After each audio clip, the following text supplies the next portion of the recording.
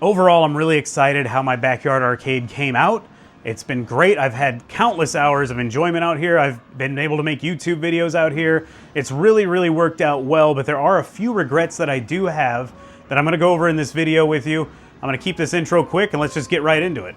If you have arcade games at home, the first and the biggest regret that I think all of us have is just not having enough space. It's not something I didn't plan for. Of course, I knew these were gonna take up a lot of room, and actually when I built the room, a lot of these big machines weren't here. I had arcade 1-ups and just a few big machines, but I knew full well that I was going to be buying more real machines. And the main reason I didn't try to get a larger shed is my HOA guidelines. We're only supposed to have about a 120 square foot shed. I ended up with 216 square feet, and they actually approved it no problem, really. It wasn't that big of a deal. I probably could have pushed it farther, but there's also city restrictions and other things that I'm gonna run into, and of course the budget restraints.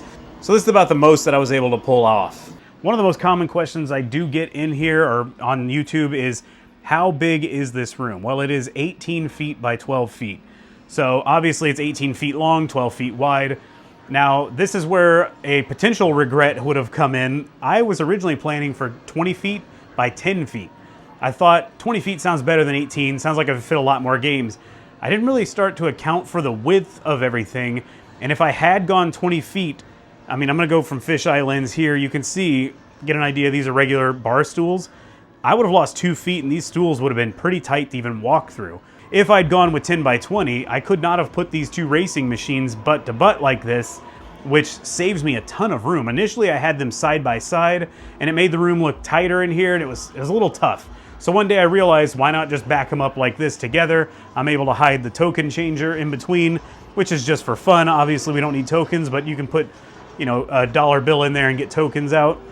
I would not have even been able to do this though. They would have been clashing and it wouldn't have worked.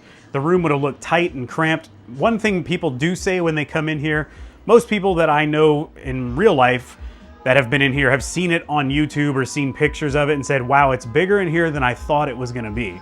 And that's probably because I moved this around and it really feels so much bigger in here. We've had like 8 people in here at once, and it doesn't feel like, oh, excuse me, oh, sorry, I'm bumping into everybody. It feels pretty good. On to the next regret, which would be the electric. Now, I have plenty of electric capacity. This place has actually got way more power than it needs. I think I have up to 90 amps of electricity out here if I really need it. I don't pull anywhere near that.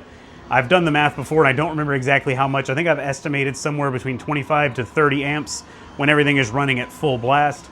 But the cable that is connected to the house underground and the conduit is rated for 90 amps. We have a breaker that's rated for like 60, I think, and I didn't even need that.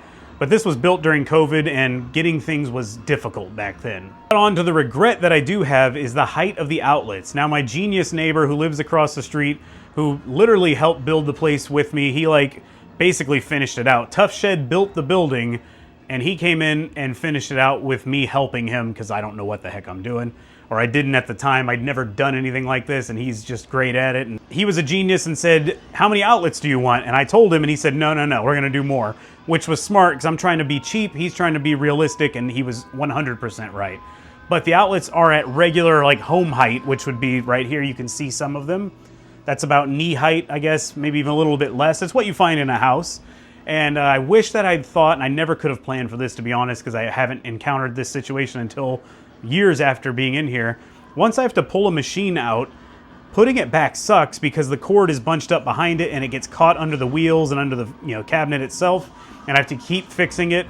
In some cases I have to tape with masking tape the cord to the back of the machine and then put it back, and eventually the tape falls off and we just have to do it all over again when I have to move it. For example, the other day I had to move Hydro Thunder out several times to fix the monitor. I had to move KI2 out of the way. Putting them back sucked because I kept running over the cord. So if I'd thought and known this, I would have put outlets about probably this high back there, up to almost the top of the machine.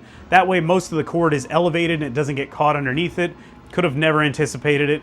I'd only had these machines in my garage before, and it was never a problem to move them because I didn't have an outlet behind them in the first place. I guess if we're talking about wiring, let's talk about one more regret. And again, my neighbor, I think, tried to talk me into this, and I was like, I just can't afford it. But he did at least tell me, hey, let's put some pre-wiring for speakers. And I was like, that's very smart. Thank you very much for that, and that's cheap. I can pull that off. I wish that I'd thought, though, to leave pre-wiring in the ceiling for speakers and just put in-ceiling speakers in, because it would have looked a lot cleaner. I could have had more direct sound. You know, like this guy back here is kind of hidden behind crap, and it's hard to get the sound around the building nicely, but it worked in the long run. It's not that big a deal. But if I'd thought of that, I would have done that. As far as pre-wiring goes, I do wish I could have thought, or maybe I did think of it and I just couldn't afford it, putting HDMI cables hidden behind the walls in spots. I would have liked to have had another TV here. I have these two on this side of the shed. They both show the same thing. They're on an HDMI splitter. They're not even pre-wired into the building. They just have the simple thing where you cut the hole behind, run it down low, and cut the hole to bring the wire out. And I do regret not having another one here. It would have been awesome to put one more TV down there, a smaller one like where the Nuka-Cola clock is. I think that would have been pretty awesome. The other regret I do have is the flooring. When the building was built, I could not afford carpet. Believe me, I did think about putting carpet down. Even my wife was like, we need to put carpet in here now. And I wish I'd done it. I couldn't afford it at the time, of course, but I wish I'd done it, because now I can't move all these out of here to get carpet in. I have 4 stairs to get out the door. I'm not moving all these machines out. So what I ended up doing is eventually buying rugs, cutting them to fit. And as you can see, there's gaps, you know, stuff that I couldn't fill in. But I wish that I had done it. The carpet really, really ties the place together, makes it look so much cooler. The stock floor color, I didn't know they did this actually when they were building it. They paint it like this tan rubberized stuff so you don't slip in here, I guess. And it was like that for about the first year, and I finally just said, I gotta get some carpet in here. I think it would have been pretty nice to have real carpet. If we ever pull everything out of here for some reason, which I do not anticipate it, that Rush the Rock machine is one piece. It has to go up and down stairs in that form factor. It sucked getting it in here. I don't want to move it out of here unless I'm leaving, or it's leaving, which I don't see happening. But if we ever do, I will pay somebody to come in and lay carpet similar to this down and permanently and glue it down so I don't have to worry about machines bunching it up as I move them out. The reason I decided to cut them to where I can pull the carpet out is because if I have to move a machine, a lot of times it just bunches up the carpet. So worst case, I just pull the entire rug out of the way and then move the machine. Before I go outside and talk about the outside regrets, another problem with the floor is I wish that I'd insulated it. The rest of the building is insulated really, really well. It stays very cool in the summer. I was worried having 3 windows in here where it's going to actually make it hot in here. The windows are double paned. It's actually pretty great in here. Even in the winter, it stays pretty warm. The heat pump does the best it can, which is back here. You know, it's pumping out the heat, but it's still, until the games turn on and naturally heat it up in here, or I don't know, electronically heat it up in here, it does get a little chilly, and I don't want to run the heat pump too hard. But most of the time it's hot here in Texas, and it's hot today. It's humid, it's disgusting, and it feels great in here. But the flooring in winter sucks. It is super cold because it's literally just plywood. It's like 3/4 inch plywood that is the flooring, and there's nothing underneath it. So it's ice cold here in the winter. If I lived in an area where it was cold a lot longer than it is here, I would have definitely had to crawl under there and do some like spray foam insulation, which isn't out of the possibility or the realm of possibility now. It's not like I can't go back and put spray foam under the building. It's just gonna suck. I gotta crawl under there and do it myself because I don't want to pay somebody. But when I come in here in the winter to play drums, I don't play with shoes on, and even if I have socks on, these pedals are ice cold. It hurts to play drums in here. My toes hurt. Sometimes I wear heated socks to play in the winter time. But luckily I live in Texas where it's disgustingly hot most of the year, so I don't have to worry about that. One last flooring regret, and this is something that I did not know about until they were building the building. And I'm gonna try to tuck this back as much as I can real quick. I wish I had them add tighter supports. So it's hard to tell. You can kind of see, I can't hold this in point. The joist underneath the building is like right here under the carpet. And you can see by the screw there, it's how you can tell where it is. The span is about 2 feet, which is crazy. I did not realize that when they were building it. And by the time they were building it, it was too late to change it. I'd already signed off on it. It was something I didn't think to ask. I did tell the lady who was selling me the building that, yes, I'm going to have very heavy machines in here. She told me, no problem. I have customers who park tractors in their shed. And I'm thinking, well, a tractor's got to weigh a couple thousand pounds. So I think I'm good on some 400-pound machines spread out over the entire building. And I was, and I still am. However, sometimes when I'm recording or streaming, I do have like a boom arm that comes off so I can get a face cam facing at me. And if I'm moving in here, you can see the camera kind of starts to wiggle. Let me try to move a bunch. Yeah, you're probably not gonna be able to tell. It moves just slightly. The machines can rock a lot more than I like. There we go. And I think a lot of that is because the floor gives underneath it, and it kind of depends on what the machine's sitting on. Some of these are sitting perfectly to where they're like, one edge is on a support, the other edge is on a support, and some just aren't. They're just sitting kind of not floating. Not a single one of them is, I guess, narrow enough to be able to sit over just plywood, but depending on where the support is, it gets a little wobbly in here. Let's go outside and, I don't know why I had the door locked, go outside and talk about other regrets. Well, here we are on the outside of the building. I would say immediately one of the biggest regrets that I have overall in the entire project is that I really wish I hadn't gone with a shed. And there's a number of reasons for that. Of course, it was much cheaper than building an actual building, and I absolutely couldn't have afforded that. This building cost me all in, with just the building, with all the materials and stuff we did, about $25,000, I think. And I know for a fact building a building with a foundation would have easily cost me probably $50,000 to $75,000 back then. So I had no choice but to go with this. But a few things I did not anticipate was going to be the height of the actual building. And I had no plans for that kind of skirting or anything to be on there. It's very tall. It's like 28 inches from the ground up right there. And I never anticipated that, which caused a lot of extra costs down the line. Now I did get lucky because not even Tough Shed realized it was going to be that high. Or I don't know how they didn't notice that, and they ended up just paying for all of the extra blocks that it took. They had to actually bring a truck in the same day, like rush it out here so they can finish the building. So I got lucky there. They probably would have charged me another $1,000 or more for it easily.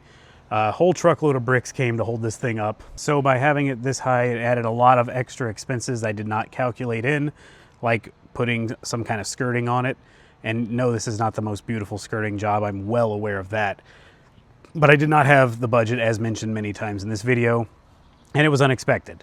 And on top of the skirting, I had to go back later and put in this really tight black mesh behind it and bury it underneath the rocks. The rocks were never planned to be around the building either, but they're really here just to hide a layer of mesh that goes down and then goes up and is attached to the really rough trim job we did on the building here. But that's to keep rats out. I was in there in the evenings and I would hear rats going underneath the building, which whatever, it's not that big a deal, until I came out here and realized they were getting into this and they were running all up through here, and there is a hole behind the unit. They could have possibly been getting behind the air conditioner there. They were chewing up all the lines, pooping in there. They were getting water off the, these lines that condensate, and it really sucked. I mean, it was a mess. I had to work really hard to fix it.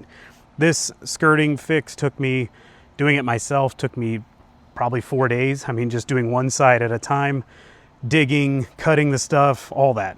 That really was not fun.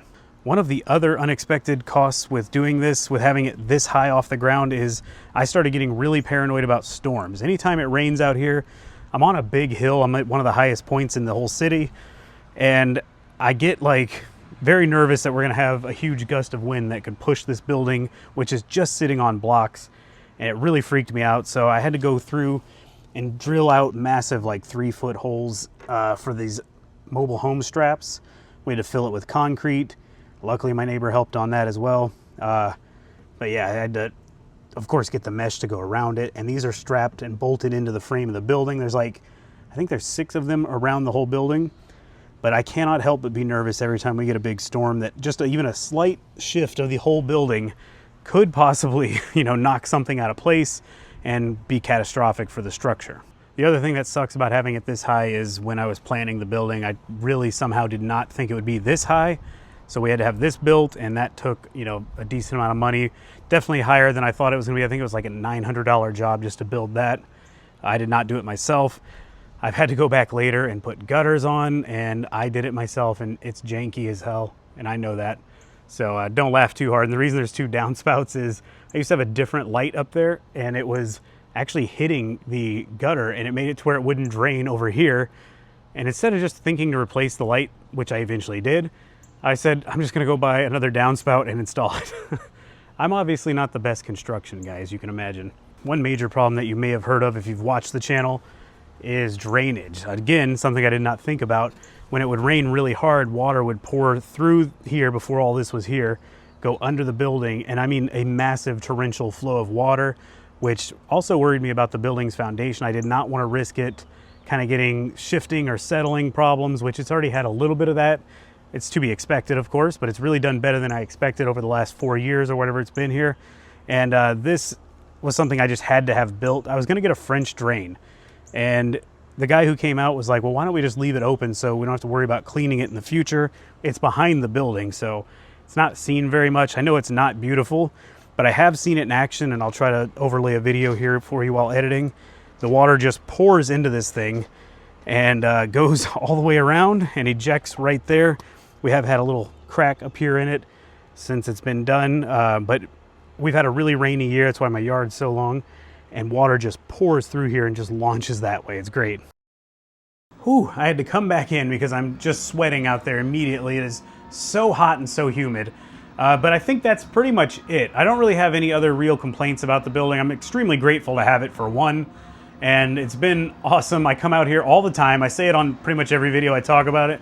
I'm out here several times a week playing games. This is a really nice, relaxing time for me. A lot of people, I've noticed when we have people come over, they're bothered by all the noise the machines make, and I guess I get it. But to me, that's almost relaxing to me because I liked being a kid and going to the arcade. It was like a treat, you know? I got to go to the arcade. All the games were loud. People were having fun. It's just nice to come out here and hear everything going. And right now, most of the machines are quiet. But when you get a couple people in here, it actually gets really loud in here. And I enjoy it, whether others don't. It's not that big a deal because it's not their shed, I guess. You're a guest. If you won't want to be here, you can go home. I hate to sound like that, but it's true. You know, this is what I like, and this is how I'm setting it up. I am really glad to say that most of the regrets I have are kind of minor. Of course, like I said, I would have wanted to build a permanent structure on a foundation. I just didn't have the money, and this is about the best that I could get, and at least it happened. You know, I maybe later on, if I do move out of here, I'll build a real building, of course. And if I get stuck here forever, which is possible because of how much homes cost now, and I'm getting older, and I don't know that I really want to go through the trouble of moving all this and have a new mortgage older, you know, later in life and all that.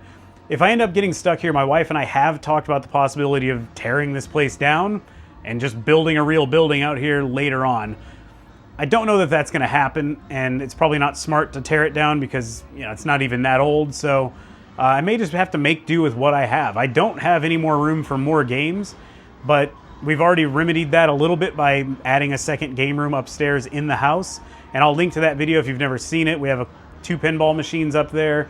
It'd be awesome to have them all in one spot, and that's the goal for down the line in life, maybe. But for now, I got to make do with what I have. I already have way more than I ever thought I would have, so I'm not really complaining. Well, thank you guys so much for watching. I hope you enjoyed it. If you did, give me a thumbs up. Consider subscribing for more arcade content. And leave me a comment. What would you have done differently to get the most out of the space? If you have an idea, I mean, now it's probably way too late for me, but I'd like to hear it because I might end up building another building down the line, and maybe I need a tip that you've thought of that I haven't even thought of yet. So let me know in the comments. Thanks again for watching, and I'll see you on the next video.